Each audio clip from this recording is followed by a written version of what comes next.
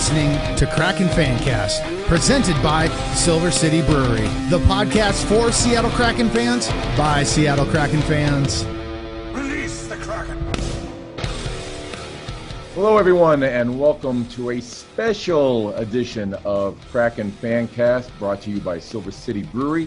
I'm your host, Chris Porter. I'll be joined by the whole crew, Lute Chelios, our producer, Jay Middleton, Nathan Gunderson, and Jim Cockrell, because we have a lot to talk about one thing, the opening, a night of history, the first Seattle Kraken game in Seattle in history of the NHL. It was a fantastic experience we had, and we're going to talk all about it because we can just put one whole show together about that. Plus, we're going to have this as a special YouTube edition. We haven't done a YouTube video in a while. So we figured you guys could all used to, enjoy seeing our little mugs here and talking about our favorite subject, Seattle Kraken hockey. Want to thank our sponsors, Silver City Brewery, who are our presenting sponsor. Also our buddies at the Angry Beaver Hockey Bar up in the Greenwood neighborhood. And I'll give a little tease. We'll tell you more about them in the next episode, but we do have a new sponsor, Mojito, fantastic restaurant up in the North Seattle area. We thank them for their patronage as well. And we thank so much for all the patrons on Patreon who've been helping us out too. So cheers to all of you. I hope all of you who are listening and watching got to see that game. It was not the result we wanted, but it was a momentous time, to say the least, seeing this brand new, beautiful arena, Climate Pledge Arena, which opened up a few days earlier for Foo Fighters' Death Cab for Cutie show on Tuesday. And then, of course, it was Coldplay the night before the Kraken. So they could, work out some of the bugs, so to speak, a little bit before the first big game. First big game against the Vancouver Canucks. Unfortunately, not the result we wanted. Was 4-2. Vancouver winning, kind of spoiling the big local opening for the Kraken. Vince Dunn got the first goal for the Kraken, so keep that in mind for trivia answers later on.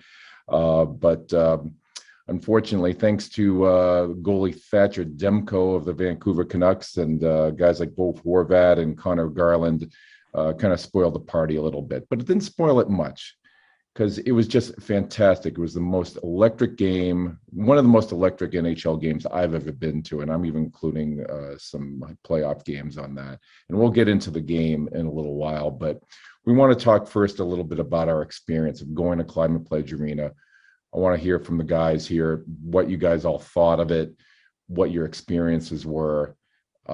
Let's riff and talk all about it, because we've been talking about it all day. We're still buzzing about this, what we saw Saturday night. So Lute, Lute, me, Jim, and Jay, we all got to go in the arena. Nathan, we'll get you in there, buddy, sometime soon.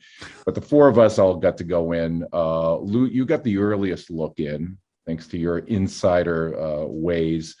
Tell us what you saw, what you experienced, what you think of this new arena. Well, how's it going, Chelios had a beautiful trip into the Climate Pledge Arena for Foo Fighters. What an event. It was down by the ice level in the glass seats. Guest of the Verizon Lounge. One of the perks of buying the glass seats is you can visit the Verizon Lounge and have a good time watching the game on TV with some of your friends or new friends you're making. One of the guys that gave me a little short tour said he put 10 miles on walking around that night at Foo Fighters. This is an 800,000 square foot arena. Todd Lewicki stepped out on the ice and the fans went crazy. We raised the roof and he said, "Welcome to our over $1 billion arena." So Climate Pledge Arena, it's the most sustainable, the newest, the best hockey or any type of arena in the world. We just opened the doors for Foo Fighters, and that hockey game on Saturday night was just amazing. It was just heart pumping, pride to be a Seattle resident, moving from Canada, and to open up a building with Russell Wilson, Ann Wilson, not related, DK Metcalf, Bobby Wagner. It was incredible. Sean Kemp had glass seats, and the Seattle fans raised the roof. So what a great time it was, Chris, just to be there for the Foo Fighters, and then on Saturday night for the Canucks and the Kraken. Now, we weren't expecting a big 5-0 win. We hoped for a few bounces. We had the game in our hands, 10 minutes to go, and we're going to get those goals to make it 4-1 instead of 3-2 Canucks to go into that empty net scenario. So love the building. Just a fantastic time to be there. And today was surreal to wake up and say, we opened up the Climate Pledge Arena. So great chance, fans, to share a little bit of the excitement. And then we'll pass it on to Jim. Yeah, Jim, you were there for Saturday night, of course, for the first game. You and I were together, and we also saw Jay there too for a bit. Buddy, I mean, we were just beaming. Like, you're still beaming. I'm still seeing the glow out of you, bro. Well, so obviously being a resident of King and Pierce County, growing up not far from that roof when I was a kid and going to it with my dad for the totems, there's an attachment there, obviously, but it's gone through a couple different morphs over the years to where it's not even the same building. But I'd seen all the pictures leading up. I'd been following the construction process. And then, we've had these little anniversaries all along the way and all these moments. And like I've said before, Chris, you and I have been involved in so many of them, man. Every time we do, we pat each other on the back and it's like, we can't believe it. And we did that yesterday, but the night leading up, I was like, I didn't sleep well. I got to bed late.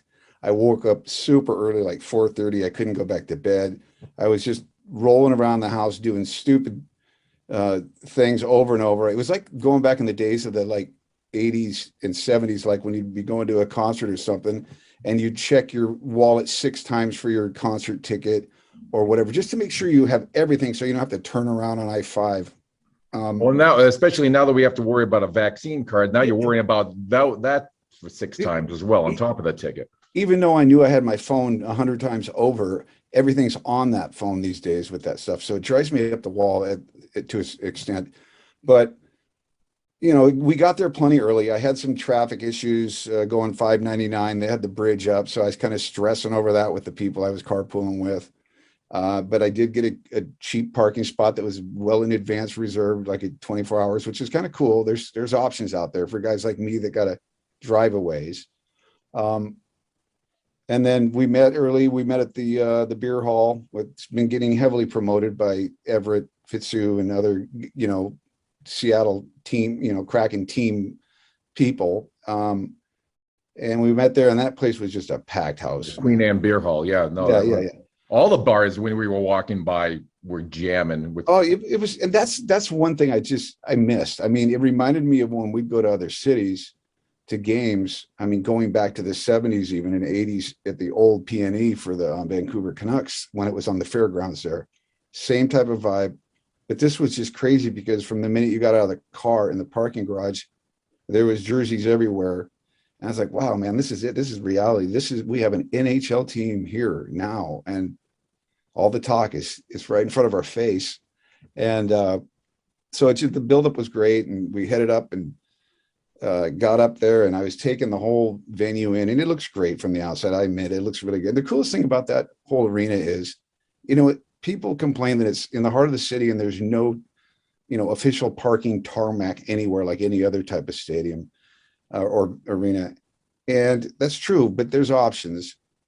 But it was just so cool how the immediate side streets lead right up to the neighborhoods and the small businesses as the brick apartments and this and that. It's just so weird because we saw Lil Wiki crossing one of the back intersections. Wiki, Yeah, on the south end. And the south end never used to be an entrance of any type. It was always the parks. It was always the park side, the north side, or First Ave. So, their major focus was let's make the grand entrance on the south end with all the parking garage and all that stuff. So that's the focal point. It was kind of cool. And seeing like Wiki go across and you yelling across the street to him was fantastic. Yeah. So the story was, so we're walking up because we were going to the Armory. because the Seattle Center Army was having sort of big beer garden there and a lot of hoopla and some music and stuff. So we thought we'd go check that out after we were at Queen Anne Beer Hall. So yeah, we're walking up, I forget what that street is, Republican, whatever the side street is where we're talking. And we see Todd Lywicki walking by, and when he's stopping, actually, he was, I think it was Ross Fletcher, I think was in the car. He's just stopping and chatting with these people in the car. And then as that car started to move over, I was like, Todd Lywicki, thank you for all you do. And he looked at me and waved, and I'm like, what are you doing there, bro? You parking the cars too? What are you doing everything, man? My God. And he laughed. He's like, oh, yeah, whatever. And then he was walking over to the church. I don't know, he was doing professional. What was that going on? And then like 20, 30 minutes later, he's talking to 17,000 people. I was like, wow, what a day he's had. Yeah, I mean, it was like proof of community, right? Seeing him out there in it, mixing it up. 1 second, he's almost like talking to some stranger in a car, and the next he's standing on that ice having a beautiful introduction to 32,000 season ticket depositors. It was crazy. So anyway, go to the Armory, have a little casual thing, met up with Jay and his dad. Your dad is awesome, Jay. He can relate to a lot of things I grew up to, so that was cool. I'm sure he had a great time, man. And then made it in the building, and I admit, man, from the second I walked, it is a sensory overload to this whole experience. And then just walking in, trying to get a grasp of everything was kind of difficult for me because I was just emotionally set back.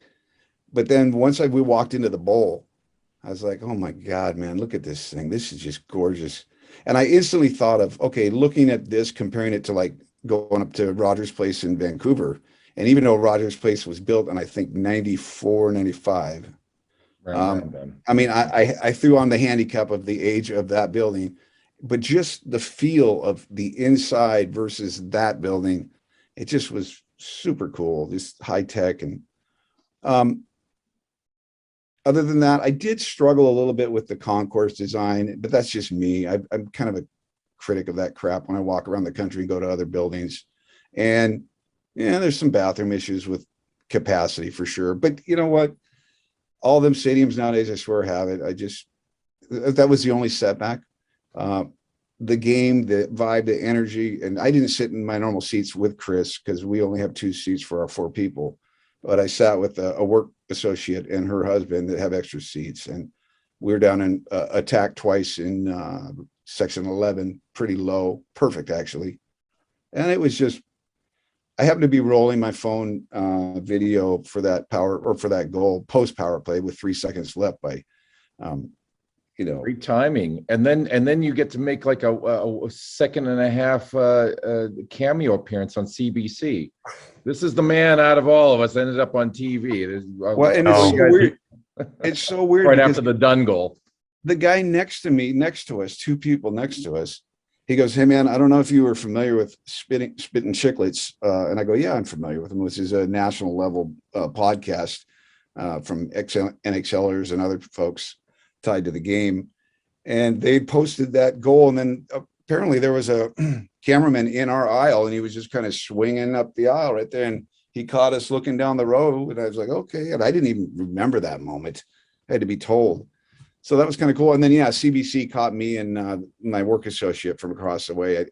I even had to double take at that when I was watching the game back. That was pretty funny. Well, you've been waiting for this team for a long time, buddy. So I'm glad if any of us got on TV, you deserve that. Speaking of like history, so Jay, that must have been super special for you to bring your dad, right? I mean, you guys had you guys ever been to a hockey game together before? We've never been to an NHL game before. We've been to many WHL games. My dad used to take me to T-Birds games back at the Key Arena years ago. And then we would go to ShoWare when that opened up, because one of the shops that he owned was literally around the corner from ShoWare there in Kent. So we would go there like after we get done with a game or with a day and head out over there and watch a couple games or whatever. And so it was really cool. Especially the fact like my dad just recently retired, and we've been just dealing with the stress of just like all this transitioning from the retirement and such. And so like it was a real cool time for us to just like, we haven't seen each other since this whole thing happened, and I've been working for him since I was 16. I've only had like 3 years that I didn't work for him, and that's when I was full-time in radio. And so it was like, this is like the first time in 10 years where we actually just got to really just hang out and not have it be work related at all. So yeah, it was really fun, really cool, and just it was really exciting. It's really cool to see what the rest of the season's going to be like. And where we're at is that club area 01. So right behind the bench right there. We're like 3 or 4 rows back from there. It was insane. It was absolutely insane. And I'll tell you this was the weirdest thing. I couldn't hear any of the players talking at all. Even as when it was like kind of quiet, when they would do like those breaks where the crew was coming around with the shovels and cleaning up the ice and everything like that. You couldn't really hear anybody talk. And I'll tell you the weirdest thing. Hackstall never talked at all. You never see him talk to any players or yell at anybody. You like doing like what a coach would normally do. All the assistants were doing that. Like all the assistants were doing like, you know, directing and everything like that. He was just standing there and watching the entire time, which was kind of weird to me. I don't know if that's just his coaching style. I know that he's kind of more of an analytical kind of guy from what I'm grasping on here. But it was also wild being like 10 yards away from DK Metcalf and Bobby Wagner. That was really kind of crazy. And then it was cool. Like Sue Bird was right in front of us at one point because of an interview she was doing with ESPN. And it was just wild, man. It was just a really wild time. Like Jim was saying, it was sensory overload. Like I used to go there for Sonics games when I was a kid, like from 5 years old up. And so just seeing the changes over the years, it was just insane. I was actually wearing my first ever Metallica concert t-shirt that I bought in the Key Arena, which under my jersey, which was back in 2008. So it was kind of cool. And also I haven't like really worn that shirt since then because of like my weight loss stuff. So it was kind of like really cool to have like feel good about that going in there and just like seeing this and just seeing it come to fruition, you know, like this podcast has been one of those things that's been kind of like coming to fruition since the name drop. You know what I mean? Like none of us really knew each other until that team name dropped. And like I wrote the original theme, I like sent that out to Oakview Group or whoever and just tried to get it in there as like the opening, you know, warm-up ice kind of music and stuff. And then all of a sudden now I'm producing this show. So well, for our selfish reasons, we're glad they blew you off. So you I know, right? They blew me off, but you know, that worked out for us. Production wise, I was a little bit, I know things are going to get worked out and get better. You know what I mean? Like things are going to progress and they only go up from here. But like, I know that we got the guy who originally was doing Vegas's stuff for all the production stuff, opening ceremony, and just the lighting and everything like that. But I just heard that there was some lighting issues after the Coldplay show. And that was kind of putting a little bit of damper on some of the production stuff there at the arena. So honestly, we could be seeing a totally different opening ceremony show on Tuesday and on. I'm going to be there for the Minnesota Wild game on Thursday. So I'm probably going to be expecting a little bit of some differences there too. The only thing from being down on that low of a level right there is, I'll tell you, is the trying to see the goals happening on one end of the court or the ice. Sorry. I'm thinking basketball too much.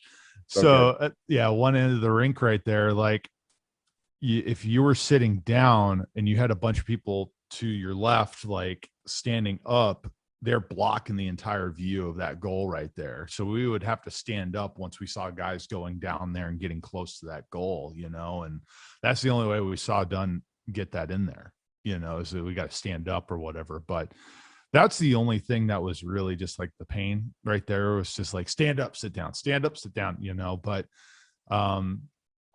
just the energy of that night was insane. I haven't even felt anything like that at a Seahawks game. And I've been to some of the craziest Seahawks games. I've been to the one where I was at Russell's first year for when he was a rookie here in Seattle. And we had the Monday Night Football game with the touchdown interception that happened at the very end when we beat Tom Brady and the Patriots that one year here, the UMad Bro game. Yeah, I was there. Yeah. So, I mean, like, I've been to some of the craziest games, and nothing like that was, this was something on a whole nother level. But you saw, the best thing I heard was like, it's like Christmas Day, but you've been waiting 3 years for Christmas Day. That's what it was. Well, that's what it sounded like, Jim, when you were saying a little bit like concert tickets. You sounded like a little kid, or maybe all of us to an extent, like little kids, but right before Christmas, and you can't think of anything. You can't wait till your presents and everything. And that's how it felt to me. I wasn't getting. I said, "Oh, I'm going to get all this stuff done beforehand," and I never did. And I'm texting you guys. We're checking all social media and everything. One thing you and Jim both said, and Nathan, I'll be right with you in a second. I want to hear what you thought on TV, but sensory overload. That's one thing I think we'd all give anybody who hasn't been there yet. The big tip is get in there early. I mean, I always say get in early to catch pregame skate is always interesting to see and everything. But besides that, get in there early and walk around. It's not your typical cookie cutter arena. Nothing wrong with that. There's positives of that, and Key Arena was, easier to get around. This is quite a bit bigger, as Lute mentioned, this is quite a bit bigger than Key Arena. The square footage, how high it is and everything, it's noticeably, I was more in awe at that just because I had in my mind Key Arena size, just, knee jerk walking in there. And then just seeing all of it. But I was at that Foo Fighters show that Lute mentioned, and I thought I had walked around and checked out everything. And as I'm leaving, there was a whole other area I hadn't noticed before. So do yourself a favor and take some time and really look into it. And there's a lot of great vendors and everything, but there's a lot of things to see and different viewpoints, and some, it's amazing. And to your point, Jay, yeah, that's interesting what you said about not being able to hear. You were right by the ice. You should have heard the guys yelling back and forth at each other. It was so loud. You couldn't hear that. Well, even during like the times where it got kind of quiet, it just was weird. Like you wouldn't hear too much of even players like talking to each other that were like right next to each other. But I'm right next to where the tunnel is when they're coming out. So like intermissions or end of the period comes out, everybody's banging right on that tunnel, and it's loud. But the coolest thing about the state or the arena that I notice is like every time you look at something, like it could be an hour later or 2 hours later, you find something new. There's something new. Like one of the things that like I texted you guys a picture of today was there's an eye that's projected on one of the or the legs of the roof that you see through the window right there. And it's just creepy, but it was really badass at the same time. It was just like looking at you the entire time during the game. And then I didn't notice this until like maybe the third period when Danny Bonaducci came up onto the stage there. And I mean, and McLemore, right? Yeah, right. Sorry, that's our in joke, everybody. Yeah. So they're each, when the period would first start, they would bring out these different local celebrities up onto the stage to hype up the crowd and everything like that. And the one thing I noticed was like, that stage looks very interesting. I'm looking at it and I look on the far end. Yeah, on the far end. And I'm looking at my dad, I'm like, that's a ferry. That's the end of a ferry like a ship. And when I said that to my dad, he goes, "You mean like Tinkerbell?" And I go, no, like a boat. And he goes, "Oh, Ferry. yeah." And he goes, "Oh, I get that now." With the Like, foghorn. yeah, with the foghorn and everything. Because of the foghorn, right? It's pretty cool. It was really cool. Nathan, how did it look on TV to you? It looked great. I would have loved to have been there. I don't have season tickets, unfortunately, but I had a decision to make. Choice number one was at least meet up with you guys and hang out for the festivities before the game. And the other option was to invite family and go up to the new Iceplex, check that out for the first time, go ice skating, get my jersey, have lunch, and just spend time with family. We try to do that as much as we can. So I missed you guys, but I think I made the right decision in sitting on my couch, watching the whole game on my TV. We needed somebody, a correspondent, to look at it from that view. So Yeah, I'm here for you guys. Whatever I can do. No, it was really cool. I was worried because I wanted to see some really awesome cinematics before the game, and I wanted to, hear some good speeches. And the Pittsburgh game was ending, and it was almost 7:00, and I wasn't sure if they were going to puck drop right at 7:05, something like that, and I would have missed it. They wouldn't have televised it. But I was wrong. They immediately flipped over to the game, to the arena, heard the speech.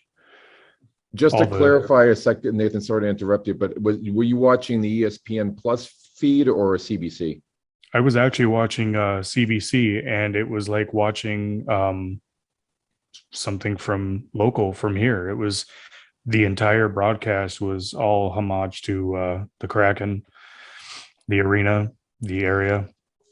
So it was really cool. And then I have to admit, though, when the thunder and lightning kind of aspect, at least that's what it kind of seemed, watching it on TV, started happening, and the whole arena was lighting up blue and then went red, I was trying to fight them back. I was so happy and so proud of the whole city, the whole state, everybody throughout the nation that was watching that, couldn't be there. It was quite the experience, even just being at home. I was looking at my wife, and she was just in awe of the whole thing. And we were just excited to see that it was finally happening. Like Jay said, it finally has come to a head. And I saw Jim actually 2 or 3 times on TV. My wife actually, she was like, "Is that freaking Jim?"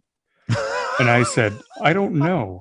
So I actually, I've got Xfinity, no name drop, but I rewound it and paused it, and I'm looking at a picture of him, and I look again. I'm like, I got to ask him. And he, about 5 minutes later, said, "Yeah, that was me."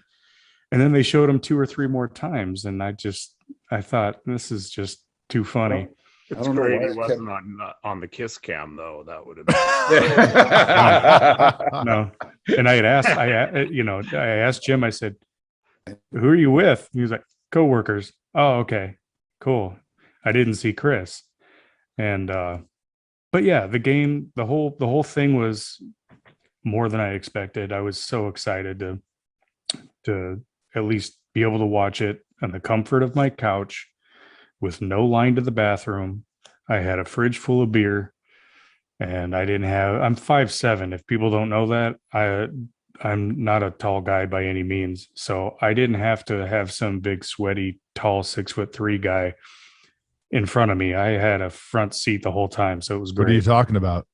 I'm saying that when you and I go on the 19th of November, I'm sitting on your shoulders in your seat so I can see the goals. So I had a chance to say hi to DK Metcalf, and I'm 5'7", and he looked about 7'7". He was walking by me in the ice seats down at glass level, and his name's on the back. And I'm like, he's got a football game to play in the next day or two. So I said, "Do you like the hockey?" He goes, "Oh, yeah." It was awesome. Yeah, no, absolutely. Did any of you guys try any of the different restaurants there?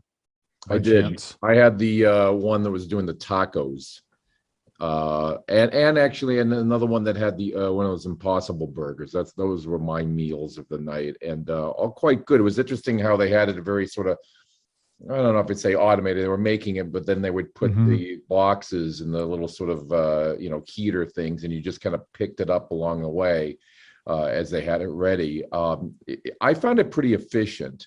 I had, despite the long lines, Jim sort of alluded to this earlier, the bathroom lines, when they have 17, it wasn't too bad when it was like 13,000, I guess, were there for Foo Fighters. I didn't notice any big bathroom lines on that one, but 17,000+, that was really long. But to get a beer or soda or any of the concessions, it was super quick. I was surprised. I remember like in the Key Arena days, it used to be super long, and that would even be like half full. Man. So I was very impressed with how that was done, at least from my experience. So I went and stopped at Shack's Big Chicken Shack. Oh, good. I was curious about that. The upstairs one, or that's in the mid-level, I think it's like the 100 level, is the first one. Like, my dad and I were walking around to the different places up there, and there was just a lot of people up in that one. But that was the one where they actually have like a person at the end of it, like either helping with registers and such like that. We go downstairs to the lower level there, and there's another one down there that is this Amazon One, I think it's called Amazon Touch or something like that. Yeah, you put your credit card in, it scans it, and you walk on in, and you just grab what you want, you walk out, it charges your card, like whatever you grab. That's cool. Now my dad was the only one that put his card in, and he's like, all right, let's go get some dinner. And we go in, I'm thinking to myself, like, am I going to get charged? Or are you going to get charged what I grab? Or how does this work? I don't know. Just grab it and go. You know, it was just one of those weird things where we just don't know how it works. It's so random and kind of like just weird. So the guitar player in my band, Aurora's Eyes, actually is a software engineer that worked on that similar project with the grocery stores that they opened up. So he helped design a lot of that stuff. So I might have to ask him about that. But it was good food. I tried the Kraken chicken sandwich, and I'm not even a fan of blue cheese, and it was actually really good. And then I walked, or where our seats are in the Symmetric Club area, which was really cool to see. They had these really cool standing tables for people that were very spread out, so people could eat there before going downstairs. They also had a couple of restaurants up there. They had Ballard Pizza Company, which is really good. They also had a few bars which had Silver City Brew IPA there. So but like you guys said, very efficient. A lot of just quick going through. The only thing I did not see that was quick, the bathrooms that I went to were not that packed. Well, that helped because you were by Symmetric Club, though. Well, I walked out of the Symmetric Club to go just look around. Oh, okay. I stopped at one of the random restrooms. So, okay, not bad. Okay. I went to go see where the Lair is, the team store, right? Right? So it's pretty big. It's big. It's very big. Probably the biggest out of all the Kraken stores that are out there. But the one thing that I saw was even bigger was the line. And somebody in the line said, yeah, I've been here for 45 minutes. And I'm like, well, I'm not hopping in that line then. And that's during the game? That was before the game. Yeah. Oh, okay. Yeah. Go ahead, Jim. Oh, yeah. So speaking of the Lair Pro Shop, Team Shop, you're right. That line was brutal. And I actually went in, how did I do? Somewhere in between periods before the period broke. And somebody said, dude, just go in the outdoor. I'm like, okay. So I did. There was nobody around, and went in, and I actually grabbed what I wanted, like 3 items rather quickly. And I got right in the line, but the line was long. And this line is not going to move in time for the start of the third or whatever. And I put everything back. But yeah, that line was pretty tough all night. And there's one point where that line was doing its thing through the zigzag ropes, and then the bathroom line was jettying past it. And I'm like, whoa, this is pretty good. So, but as far as I want to talk about the efficiency that you're talking about, there's so much eye candy going on, little quadrants. It doesn't the concourse doesn't have a big open flow. There's like spot, support, beam, but there is a lot of these little things, and it is fairly efficient. What I liked was this whole these beverage stations that are on the wall, because they are flush with the wall. They don't stick out, and they have every beverage you need. So you go in and you buy a plastic cup in one of these little kiosk thingies, and I think it was $11. And I said, so I could just reuse this for. He says, yeah, unlimited refills. I said, cool. And I said, can I bring this back to the next game? And he said, I don't know. We may have learned a secret here, folks. But I will tell you this. In Fancast. I will tell you this, though. Everybody is still learning their systems that work there, obviously. So things are going to get even faster as far as efficiency, I would believe. And we're all going to get better. I think I mentioned to you, Chris, on a phone call this morning or something about, I truly don't expect to feel really cool and loose and comfortable in that building for at least 3 or 4 visits before I know where to go and where not to go. Because the signage is kind of funky compared to other buildings where it really pops. It kind of like, you'll see arrows pointing to an area, and then you got to look at another area with another number or something, but that's fine. But I truly don't expect to know this building very well, after 3 or 4 visits, probably. But I can't wait to be at a visit, Tuesday night against Montreal, you and Thursday night in Minnesota. They're raising the banner for the Metropolitans on Tuesday night, by the way. That's a great touch. I love that. Awesome. Against Montreal. Montreal. Does that make sense too? Doesn't that make sense? Right, Lute. Yeah. That's who they beat. Where they canceled the final because of the wartime and the disease. Well, I think both Stanley Cup. I think both those Stanley Cups were against the Canadians. That's right. Yeah. They won one, and then they were going to go to another one, and it didn't happen. But how ironic! Pandemic. Yeah. What do you know? So that's another thing. They've obviously planned out dates, because I did see a couple post interview things with some people that are complaining about things. Some people actually think that the last night's introduction and all that hoopla was not that big, and it could have been bigger. And I'm like, it was perfect, man. It was absolutely perfect. But somebody said something to Lewicki's brother, and Lewicki responded by saying, don't worry, last night was about history, good things to come. Basically every night it sounds like something's going to be cool. Yeah. Because obviously, well, to your point, Jim, I agree. I thought it was spot on, because I'm there for a hockey game. Yeah, I want a nice intro, and obviously this is history. You want to do something great. I mean, we have 2 jumbotrons on each side. It's not just one big one like most arenas. You had those 2.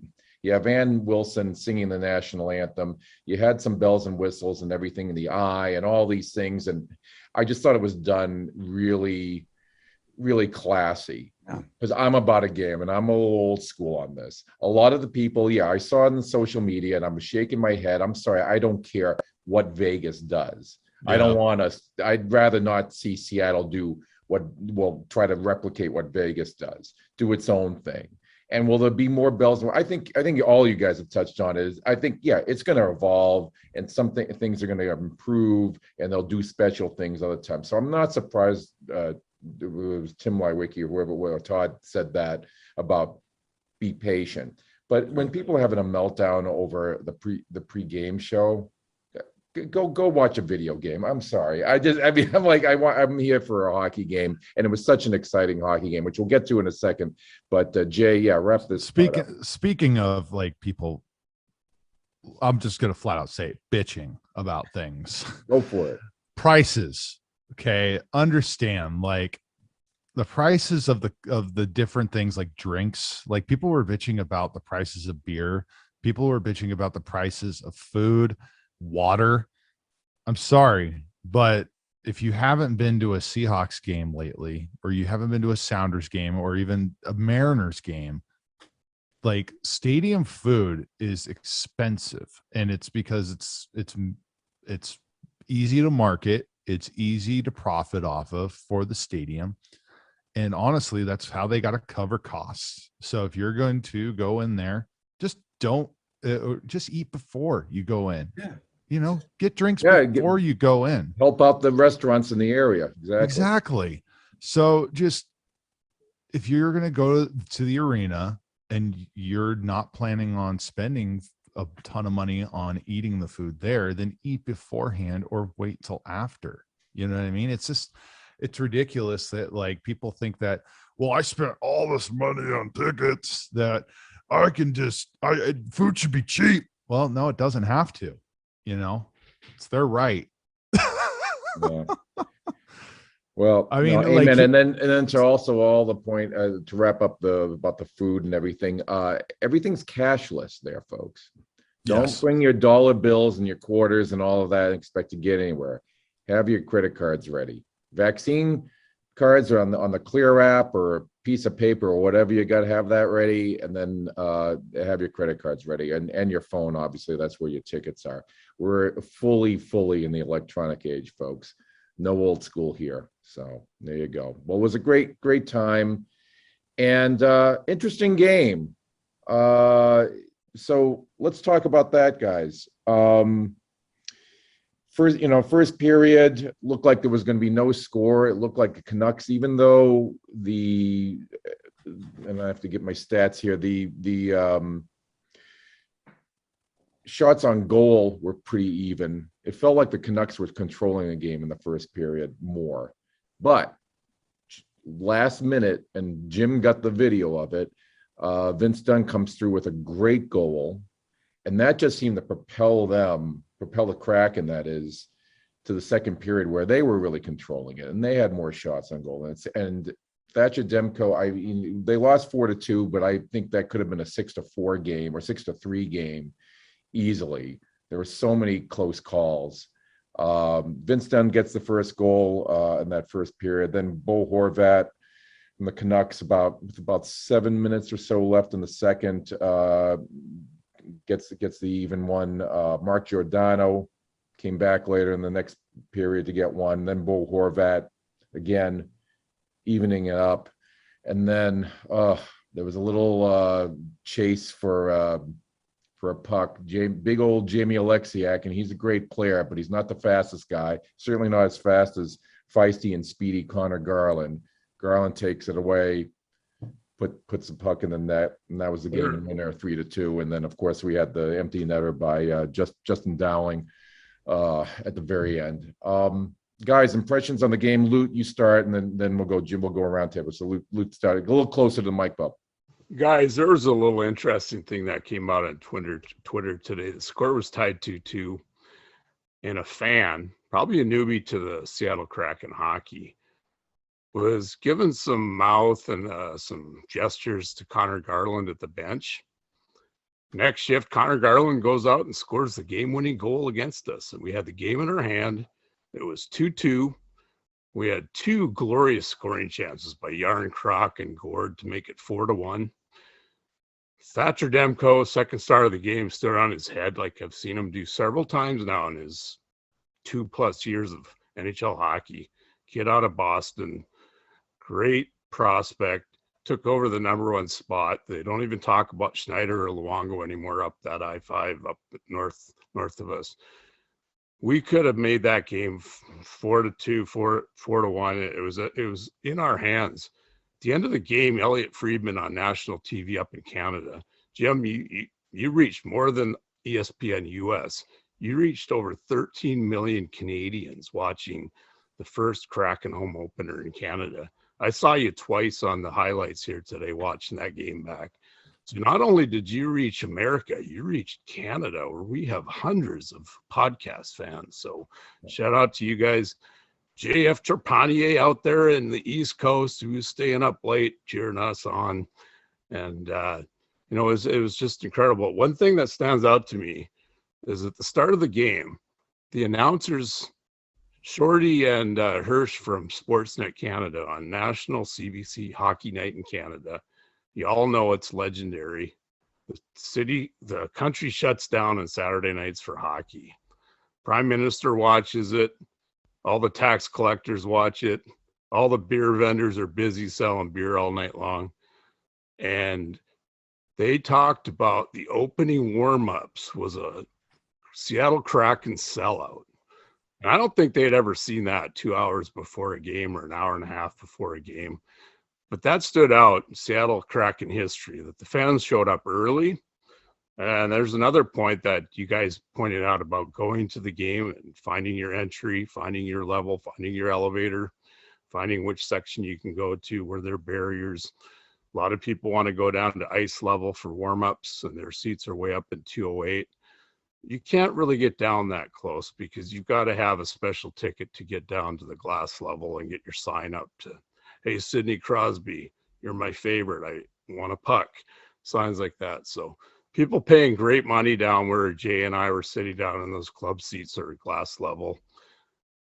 We were able to find our seats. Nobody was sitting in our seats that we had to bump out for warm-ups. That place was full for warm-ups. And the Canadian national announcers made mention of that. Then they went on to bitch a little bit. There's no coffee in the arena. And they went on a few times about that. And it's like, I mean, we got a Dunkin' Donut sign on the board, but maybe we're getting a Dunkin' Donuts in the building or in the neighborhood, but they're a good support of the NHL. So definitely there was Starbucks coffee all over the arena. So those announcers went for a little 300-foot walk, didn't find any Starbucks, turned around and went, there's no Tim Hortons, let's go back. So there's my little bit about the opening. And if there's time a little bit later, I've got a great T-Bird story. Met an old player that used to play in the Key Arena. So we'll get back to that later. Right on. All right. No, I appreciate that input. It's true. I heard Elliot, but I heard the little bitching about the coffee. I'm like, dude, just walk a little further because I saw it at least once or twice as I'm walking around, and we're in Seattle for Pete's sake. But it was Corey Hirsch, the online guy. That was But you just mentioned Elliot Friedman. I mean, Elliot said, because I watched it all today, probably 1.5 times. I haven't seen all the way through the second time, but I was watching highlights and but the post game, and Elliot Friedman was like, Demko stood on his head. I mean, he said he said something like make sure that he's not around the police because he just stole that game. Mm-hmm. Jim, he kind of did, and I mean, among other some lapses. I mean, what happened here? Obviously, I've watched the game again at home because when you're at the game, you can't quite take it all in, especially on a night like that. He was good. The one thing about Demko you notice is he's a lot bigger in life than he is on TV. He's a big guy. And by the way, Corey Hirsch is a very underrated color guy for TV. I thought he was rather good. I saw him play in the late 80s for the Kamloops Blazers when they would come visit the Seattle Thunderbirds in the old Key Arena. So I didn't really like that little redhead kid when he was a junior hockey player, but he's a pretty damn good color commentator, man. Yeah, he knows his stuff. Yeah. So Demko was solid, obviously. Let's not forget, we hit a lot of crossbars. We hit a lot of steel last night too. But if you remember listening to the previous show, our previous podcast, I said we need to treat this as a must win. And then I went through the whole 2-2-1 versus 1-3-1 feel. So, it was such an incredible night off the chain. And then, so for me, it was a buzzkill at the same time, but I'm over that now. But man, I was just sitting there thinking, can you imagine if we actually won that game? Our talk would even be just over the top now. But I'm okay. But man, that's tough. I thought they played good. I listened to Haskell's presser. I see some things that he doesn't want to bring up, and the questions weren't asked. But it was one of our best efforts. But that third period, the first period for that good 3 quarters where we were getting shelled, and then the very end we were getting shelled. And it's everything that resulted in a negative last night was all the result of a turnover or bad board play. And that kills us, man. Hockey's the fastest game in the world. And everybody capitalizes on mistakes in this game more than any other professional sport. So you can play even or you can outplay your other club. But if it's already a 1-goal game and you do something and you get beat by Connor Garland down the wing, you're toast. And then that empty netter was the same scenario against the Boards. We went in a little soft, or a little aggressive on a 6-on-5 attack, and it killed us on one little dump out on the boards, and they were gone, and there was an empty netter. So I hated that, but that's all it took in a game that tight. Yeah. So now Montreal is must win. Yeah, must win, damn it. Go ahead, Lute. Well, the Habs they started out 0-5 and they won their last game. So we actually have a better record than Montreal right now. So we've got 2 hungry teams going into it. I was just going to say, the Kraken have started out several games where the first shift, Jordan Eberle's hit the post or the crossbar. We've had some fantastic Jaden Schwartz opportunities in the first, second shift. We got to start scoring those first early goals and getting a 1-2-0 lead. So by the end of the game, it's 4-2, not 2-2, like it was on Saturday night. So we're going to get the bounces, and we're going to work on some things. But we got to fight that puck with the empty net. We got to get that board solid. We have to have 2 guys, one in the corner, one halfway up the wall, and a defenseman to fight for those loose pucks, because that's where the defenseman fired up the boards to get it down the ice or up to a guy for a breakaway. So Hackstall's going to tighten some things up. But hey, we didn't expect us to go 5-0 like Vegas. They started out a little bit slow, and they got better each week with good coaching. So, indeed, Nathan, what are your thoughts? Well, from a TV spectator point of view, and with all due respect, all ticket holders that were there, we get so many different angles on TV to be able to see what's really going on. There were 3 or 4 possible goals. I'm going to go out on a limb and say 2 of them should have been, 2 of them could have been fans just fanning on the puck. And then we had, and I apologize, I don't remember who it was, what player it was for the Kraken, but we had a puck behind the net, went back, shot it, had a deflection, and Demko could not get on his feet and get over. We had a half empty net for 2.5 seconds. And both my wife and I, we had our hands up like, oh, and we both saw the goal there, and he just missed the net. He just missed it. And we were so pissed. But you can't get too mad at it. I mean, they're out there, they're trying, they're battling. But it's just those little things, those little pieces that can change that scoreboard and change the conversation we're having right now, and future conversations. I've said it before, and I'll say it hopefully only this time. Our net presence has got to tighten up. We have got to be ready for deflections. I watched Vancouver stand in front of the net, waiting like drooling dogs, waiting for a bone, knowing that somebody was going to hit it. It was probably going to get deflected, and who's going to be there to try to tap it in, because that is how a lot of goals are scored. And we're just not there. We're just not there yet. We'll get there. When? Hopefully soon. But as a spectator watching it on TV, you notice things that you wouldn't see sitting in your seat, talking to the guy next to you, or trying to be able to see. I can see everything. And there were some frustrating points that I'm just thinking to myself, we didn't pick up a bunch of guys from WHL, AHL. We picked up hockey players that have been in the league, and they know better. And I know that they will get there. But as a TV spectator, I was not impressed with a lot of things that happened in that game, but I love him. I forgive him, and I'm behind him 100%. There you go. It's just the first, a lot of hockey left. You got to always remember that, and it takes a while to gel. And yeah, I mean, Jim, you said it was probably one of the best performances, and I concur. And the puck, we've seen all thousands of hockey games, and the puck just sometimes doesn't bounce the right way, and it could have in this one and it didn't. But if they tighten it up, sometimes you can make your own luck, right? You know who finally needs to score and things will change is Eberle. Yeah. The guy he's just snake bit, man. He's had a ton of chances, but those are the ones that are bouncing in front of him. Yeah, those 4 shots on goal the other night. I mean, his effort's huge, but his puck luck is just backwards right now.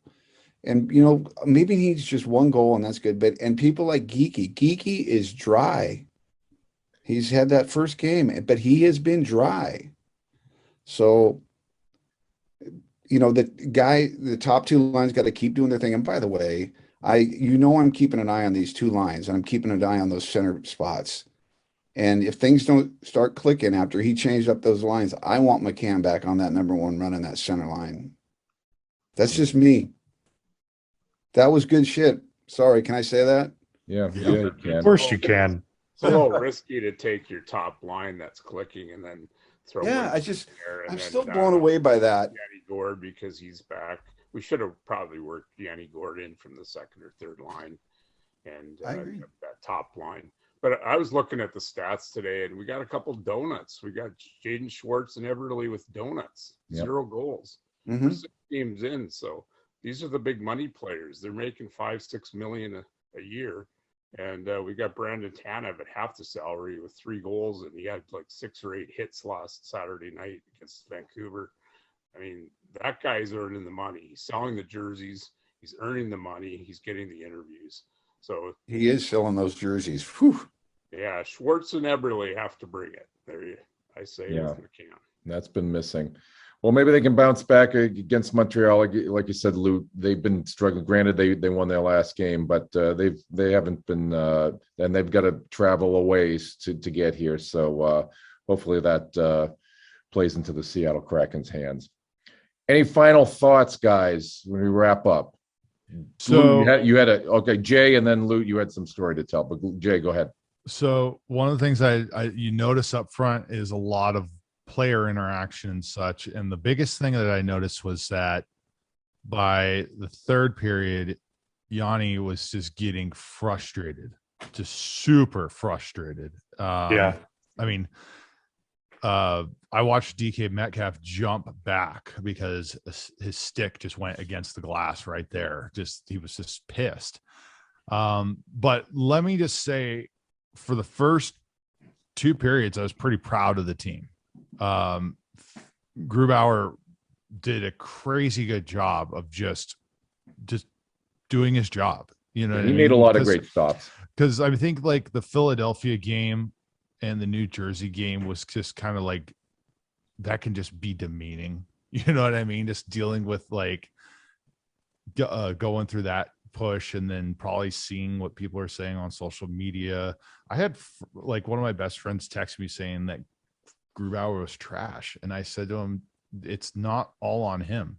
You know what I mean? Like, you have to play as a team as defense. You can't just let it all be on your goalie on every single shot, So just the time has to take place for these guys to get clicking together, to work together. But, one of the big things that I see is like, I agree McCann should probably be in that first line. They shouldn't have fucked with it in the first place. 2, you see how defensive heavy that they picked out this team to be, just from the first 7 games. Or are we at 7 games now or 6 games? 1-4-1. Yeah. So we're at 6. So 6. Seventh one coming up. So, you don't really have a lot of aggression like we saw in the first 2 games up in the opposing net, that we saw a lot of just, puck dominance in the beginning of the game, that we saw in those first 2 games. But in this game, I felt like it was very even in the first period. The second period, still at the same. And then in the 3rd period, we just couldn't get it together. I think there was a little too much confidence, or maybe a little bit of cockiness going into it being 2-1 ahead of that time. And then all of a sudden it just started going, and that empty netter, I don't think, in my personal opinion, because I don't know the game as much as you guys do, or as long as you guys do, but what was it? Was it 4 minutes left or 3 minutes left in the game? And they pulled. No, it was. Oh no, it was under 2. No, It was at the right time. Okay. For some reason, it just felt like it just wasn't the right time for me. I don't know why. It just seemed like we're only down by one. It was standard. There you go. Just your timing was a lot. No, they did that at the right time, and Okay. the little lapse, and it happens. It happens. For some reason, I thought I saw the clock say 4 minutes. I'm like, why are they doing this? That's because you were stressing for the last 4 minutes from that goal prior. Exactly. Yeah, that's when that started. Probably. That's true. You're down by 2 goals. You're seeing Patrick Roy started it with a 5 or 6 minute empty net goal. You're down 2 or 3 to start just trying to get that next one and maybe draw penalties. So Yeah. Well, I was. not a goal. It's usually under 2 minutes, maybe 1 minute, depending on the flow of play and timeouts. I was talking to my seat partner, Trapper. You know him, Chris. And I had a little different opposite than Jay. Because I never felt comfortable at a 1-goal lead throughout that whole game. I wanted a buffer. And my buddy Trapper was saying, "Yeah, you could see the nervousness. We were just bouncing our knees and like, yeah, I need 1 or 2 more actually." So big on insurance. oh man, but so yeah, that was tough. Yeah, I was sort of tasting. I was feeling not cocky, but I was like, "Ooh, they got this." Yeah, they needed some insurance, but when Giordano got that goal, I was like, Oh yeah, I was starting to taste some victory. Oh, never mind. that was a beautiful goal too, by the way. Oh, it was Yeah, it was. sweet. I do want to say though, I was glad you guys. I meant to mention this earlier. Because I'm looking at Yanni Gourde much closer now than I did when he was playing with Tampa. I certainly remember the Lightning, but look, he's a chatterer. He likes to chatter down there. I was like chattering at the opposition, chattering at his own teammates and everything. That was interesting. Tanev does that to extent too, but Gord's he seems like, I don't know, like a little instigator a little bit. He reminds me of somebody that plays for Boston, a little guy. Marchand? Yeah, maybe that's him. Maybe that's the Well, name. he better start scoring like him. Yeah, Yeah, that part's exactly. not yet. Better perform. When we talk about Grubauer, everybody knows, if they listen to the show, I'm going to talk about defense. I'm going to talk about goalies. Grubauer made so many saves in traffic, screened, didn't know where the puck was, but he did so well. And it was some of the, how do I put it? It was kind of the goals that he tracked the entire way and knew they were coming were the ones that went by. Well, Yeah. Connor Garland gave him a little fake out. That was a great goal, Garland. That was hard to watch. Through the 5-hole from Through the 5-hole. That's right. Yeah. long shot, easily stoppable. Yeah. He's going to get better. He's making big money. He's got a big ego because he's up for the Vezina last year. But that goal, I'd argue though, that one I thought was a little tough because you have to, as a goalie, you have to get yourself set, and he's going there. And then normally, if it was just a free throwing thing, I'd be like, he has to stop that. But Garland had that little jitter, and he was that in the butterfly. A goalie's timing.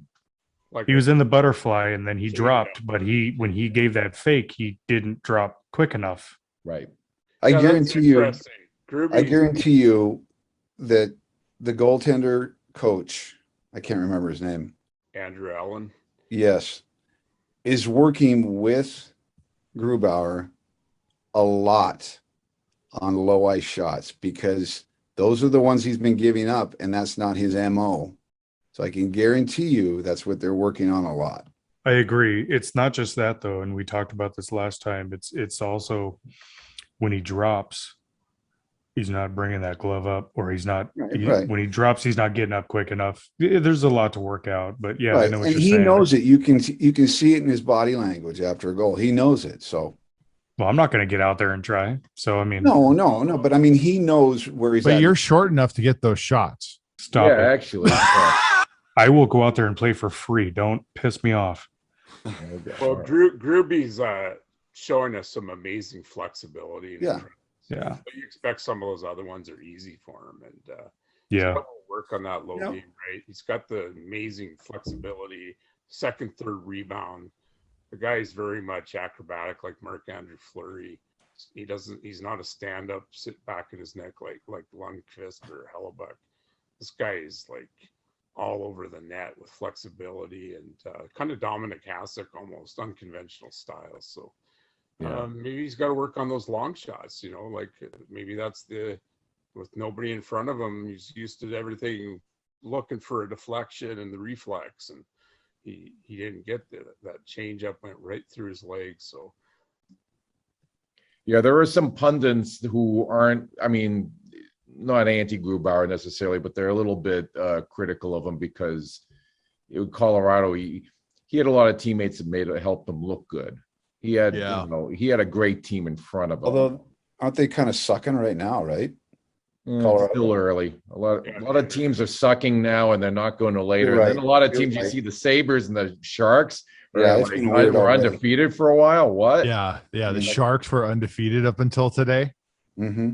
Yeah. Bruins took care of them, but I mean, it's so early. Like when I'm hearing people like having meltdowns about it, there's a lot of hockey. Yeah, we should wrap things up. Yeah, guys. we gotta wrap it up. Lute, you had a little anecdote you wanted to say. yeah, it's a little local story for Western Hockey League, local Seattle fans.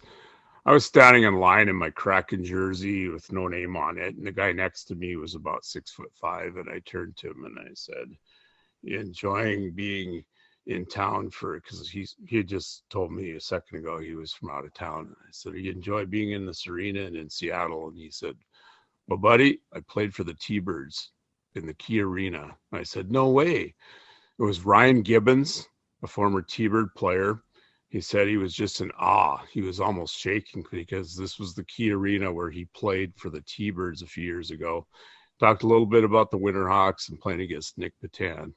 And it's just a great story that some of these old players are coming back to town and checking out the Climate Pledge and supporting the Kraken. And there's junior hockey in town too. If you can't afford the $100-$200 tickets, you can go see the Silver Tips and the T-Birds and the Totems junior hockey. So there's lots of hockey in Seattle for everybody. Just keep that in mind. Absolutely. Great point. Our buddy Keith Thompson, who helps us with some sponsorship and promo, Keith Armstrong. I know we're talking. Keith Armstrong, sorry. He obviously, from a long time, he worked for Everett Silver Tips, and he was giving us some that, because I've been a little concerned with the Kraken. Is that going to really hurt junior league hockey ticket sales? So far, not so much. It was they had over 8,000 at their opener the other night, and so I think this is just going to bring up the fervor. And you're right, a lot of people aren't going to be able to afford Kraken tickets, but they've got the taste for hockey, and everybody should keep in mind to support the Thunderbirds, the Silver Tips, or wherever you Tri-City, Spokane. Americans, you bet. Yep, absolutely. Well, guys, this is a great discussion. I can't wait to go to some more games. I mean, that was just the first one. We've got so many coming up, 41 more home games, and can't wait to go to many of them. So we'll, of course, be talking on and on throughout the whole season. We'll be back in probably actually less than a couple of weeks for our next one. But we'll try to do some YouTube things here.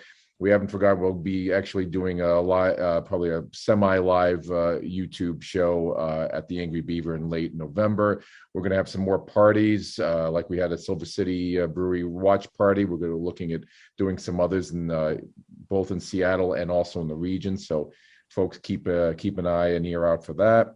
Also, listen to us on Spotify, on Apple Podcasts, or better yet, go to our website, krakenfancast.com, for all the info, all the different programs and info of things that we're doing. Thanks again to our sponsors, Silver City Brewing, the Angry Beaver, and our new one. I'll tell you more about it on the next one, but Mojito, we've got another additional sponsor. So we're really thankful and grateful for that. So for Lute Chelios, Jay Middleton, our producer who never gets on camera, we got him on here, rare time of Jay Middleton, Nathan Gunderson, Jim Cockle. Thanks so much, guys.